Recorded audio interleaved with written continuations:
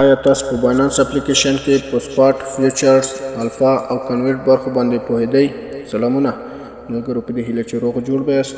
یو ځل بیا Earn.Together چینل ته ښه راغلاست. د باینانس په ویډیوګانو کې دغه 5مه ویډیو ده چې تاسو ته په سپاټ، فیوچرز، کنورټ او الفا برخو باندې جوړه شوې دی چې څنګه کار کوي، فرق یې څه دی او څنګه ټریډ پکې وکړو. نو په دې هیله چې ویډیو تر پای وګورئ. که چیرې چینل مو سبسکرایب کړی نه، چینل در سره سبسکرایب کړئ، ځکه په دې چینل کې تاسو ته د آنلاین پیسې ګټلو بېلابېلې لارې درښیو. نو اوس به لاړ شو باینانس اپلیکیشن ته. باینانس اپلیکیشن کې ټریډ برخې ته به لاړ شو. کله چې په ټریډ برخه باندې مې کلیک وکړ، کنورټ برخې ته ځو. په کنورټ برخه کې څه دی؟ یو کوین اخلو په بل کوین باندې بدلوو، مطلب USDT اخلو په اوکس کوین یا په نورو کوینو باندې بدلوو. نو په پاس حصہ کې هغه کوین لیکئ چې بل کوین باندې بدلئ او اندازه یې لیکئ، او لاندې حصہ کې به هغه کوین لیکئ چې غواړئ ترلاسه یې کړئ. دلته هماغومره اندازه یې ده.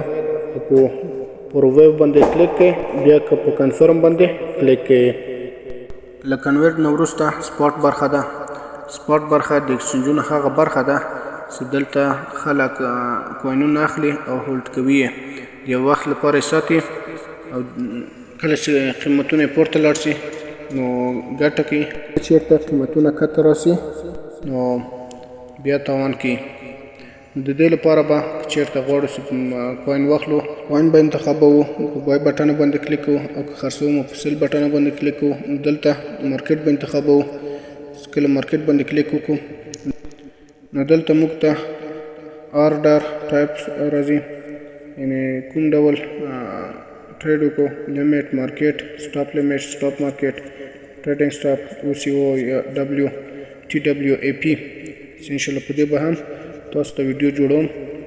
اوس به مارکیټ انتخاب کو او د خپل د پیسو اندازه به انتخاب کو. وروسته له هغې نه بای بټن باندې به کلیک وکړو. نو کله مو په بای بټن باندې کلیک وکړو، موږ ته یو پوزیشن خلاصېږي. په آرډر پوزیشن کې معلومېږي، په هولډینګ کې هغه کوینونه چې موږ اخیستي مخکې هلته معلومېږي. دلته موږ ته د پوزیشن تاریخ معلومېږي. اوس که چېرته غواړو کوین په سپاټ برخه کې خرڅ کړو نو سیل برخې ته ځو، او دلته موږ همغه آرډر ټایپ لګوو.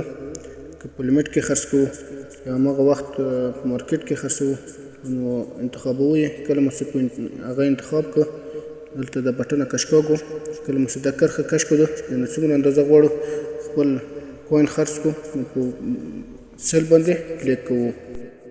په باینانس کې بله برخه چې ده هغه الفا برخه ده. الفا هغه برخه ده چې دلته اکسچینج غواړي هغه کوینونه مخکې د دې نه چې سپاټ کې لانچ کړي دلته یې لیست کوي. د دې لپاره چې خلک پکې پانګونه وکړي او یو ارزښت واخلي، او بعضې کوینونه دي چې فری پوینټونه ورکوي. نو که چېرته څوک یې واخلي وروسته له لاسته کېدو نه کولی شي له هغې نه استفاده وکړي، هغه خرڅ کړي او لږ څه اندازه ګټه وکړي. خو لږ څه تاوان لري، ځکه چې بعضې کوینونه دي چې حتی کېدای شي لیست بیخي نه شي، له هغې له وجې نه کېدای شي تاوان وکړي. نو که بیا هم غواړئ چې الفا کوینونه واخلئ لومړی به کوین انتخابوئ، وروسته له هغې نه په بای بټن باندې کلیک کوئ، بیا لیمیټ یا سټاپ لیمیټ به ټاکئ.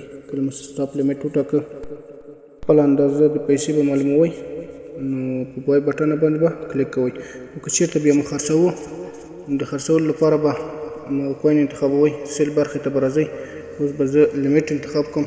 کله مې چې لیمیټ انتخاب کړه نو قیمت به وټاکم ورته. کله مې چې قیمت ورته وټاکه نو د کوین اندازه به وټاکم، څو فیصده غواړم خرڅ یې کړم. بیا به خرڅ بټن باندې کلیک کوم. کله مې چې کلیک وکړه نو خرڅ و.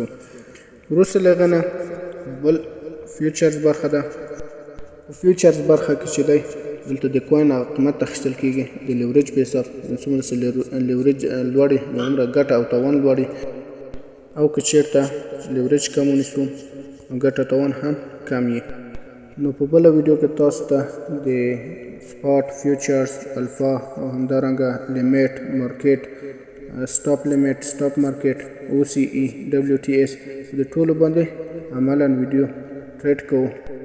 که تر دې دمه پورې مو ویډیو کتلې وي نو ویډیو لایک له خپلو ملګرو سره یې شریک کړئ. تر بلې ویډیو ښه وخت ښې چارې.